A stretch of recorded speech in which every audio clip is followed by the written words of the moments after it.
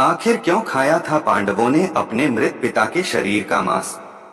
आज हम आपको महाभारत से जुड़ी एक घटना बताते हैं जिसमें पांचों पांडवों ने अपने मृत पिता पांडु का मांस खाया था। उन्होंने ऐसा क्यों किया, यह जानने के लिए पहले हमें पांडवों के जन्म के बारे में जानना पड़ेगा।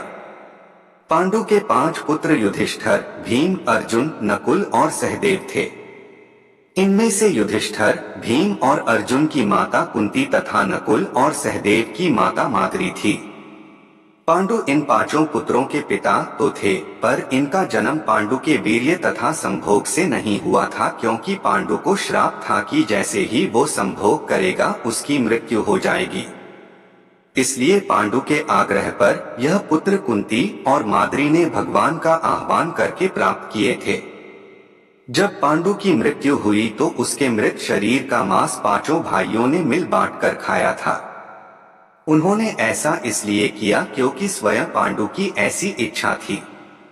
चूंकि उसके पुत्र उसके वीर्य से पैदा नहीं हुए थे, इसलिए पांडु का ज्ञान कौशल उसके बच्चों में नहीं आ पाया था। इसलिए उसने अपनी मृत्यु पूर्व ऐसा वरदान मांगा था कि उसके बच्चे उसकी मृत्यु के पश्चात उसके शरीर का मांस मिल बांटकर खा ले, ताकि उसका ज्ञान बच्चों में स्थानांतरित हो जाए। पांडवों द्वारा पिता का मांस खाने के संबंध में 2 मान्यता प्रचलित है। प्रथम मान्यता के अनुसार मांस तो पांचों भाइयों ने खाया था, पर सबसे ज्यादा हिस्सा सहदेव ने खाया था। जबकि एक अन्य मान्यता के अनुसार सिर्फ सहदेव ने पिता की इच्छा का पालन करते हुए उनके मस्तिष्क के 3 हिस्से खाए।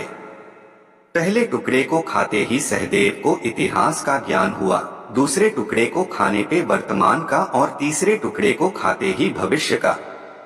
यही कारण था कि सहदेव पांचों भाइयों में सबसे अधिक ज्ञानी था और इससे उसे भविष्य में होने वाली घटनाओं को देखने की शक्ति मिल गई थी।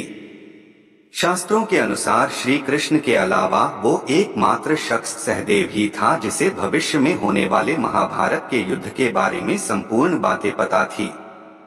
श्री कृष्ण को डर था कि कहीं सहदेव यह सब बातें औरों को न बता दे, इसलिए श्री कृष्ण ने सहदेव को श्राप दिया था कि यदि उसने ऐसा किया तो मृत्यु हो जाएगी।